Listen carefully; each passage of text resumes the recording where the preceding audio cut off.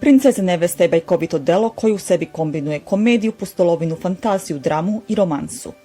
To je klasična priča o iskrenoj ljubavi i uzbudljivoj pustolovini S. Morgensterna koju je potkratio William Goldman i 1973. godine načinio verziju samo s dobrim delovima. Zapravo ta verzija je jedina verzija koja postoji.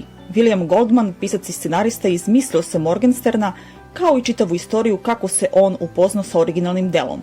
Roman je nastao tako što je William kazao svojim dvema kćerkama, tada malim devojčicama, da će im napisati priču i pitao ih o čemu žele da se radi u njoj. Jedna je rekla da želi priču o princezi, a druga o nevesti i tako je nastao naslov. Iako je priču pisao za kćerke, više liči da je ovu knjigu pisao za sebe, jer zbog pojedinih izraza ovo nije dečja knjiga, ali kada se ti izrazi prilagode, ovo je bajka i za malu i za veliku decu. Također William u knjizi nema kćerke, već jednog sina. Ovo je delo koje će zadovoljiti mnoge ukuse. Tu ima mačevanja, rvanja, mučenja, trovanja, iskrene ljubavi, mržnje, osvete, divova, lovaca, nitkova, dobrih ljudi, prelepih dama, zmija, paukova, zveri svih vrsta i oblika, bola, smrti, hrabrih ljudi, snažnih ljudi, kukavica, jurnjave, bežanja, laži, istine, strasti i čudesa raznih. I šta više možete poželeti. William je posle niza godina bezuspešnih pokušaja da se roman ekranizuje otkupio nazad prava na knjigu, sam napisao scenario i uz malo sreće ekranizacija ugledala svetlost dana 1987. godine.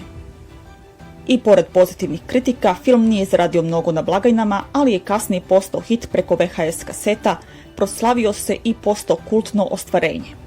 2016. je uvršten u Nacionalni registar filmova SAD-a zbog svog kulturnog, istorijskog i estetskog značaja. Nominovan je za Oscara za najbolju originalnu pesmu. Odabir glumaca je odličan, a da je sniman ovih godina mišljena sam da bi se trebao snimiti na isti način kao što 80-ih, jer bilo kakav drugi način bi ubio čar koji film nosi. Pre nego pređem na razlike između ekranizacije književnog dela, reći ću da je film dosta bolji u odnosu na knjigu. William je video šta se treba prepraviti, te je izvrsno odradio scenariju. Prva razlika je sam početak filma. Dečak je bolestan i deda mu čita Princezu nevestu da bi ga razonodio. Dok u romanu Williamov unuk uskoro slavi 10. rođendan, odlazi sa dedom u Florin, a deda, to jest pisac William, nam priča kako je sa 10 godina bio bolestan i knjigu mu je čitao otac, onu originalnu verziju, tako što je preskakao strane i čitao samo dobre delove. U filmu Ljutićka je od početka uredna i lepa, dok u knjizi se od štroke prljavštine i raščupanosti ne češlja se i ne kupa, čak ni bez vode. Njena puna lepota ne vidi, ali se vidi njen potencijal. Ona u romanu živi s roditeljima koji ubrzo umiru, a u filmu ih uopšte nema.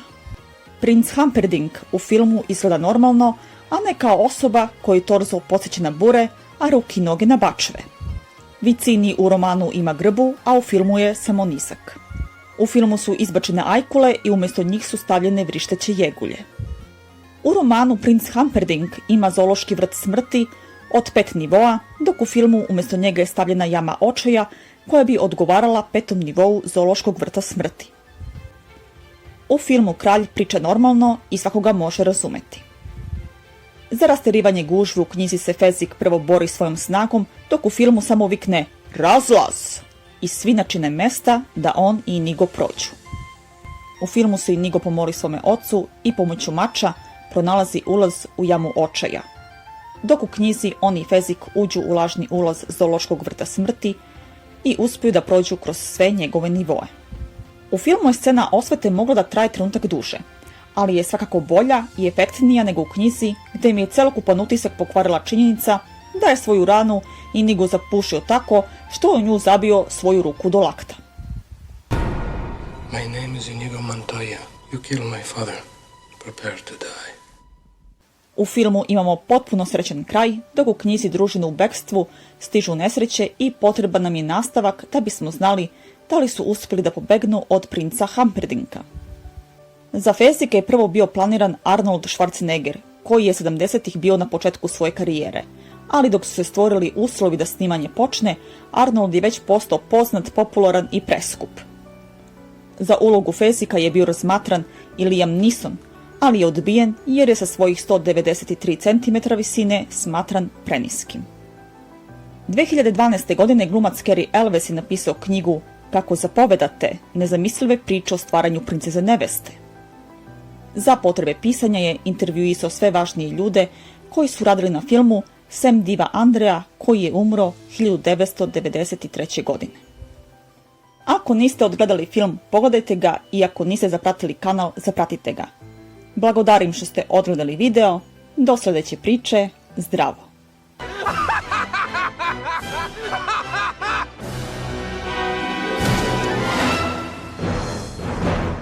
As you wish.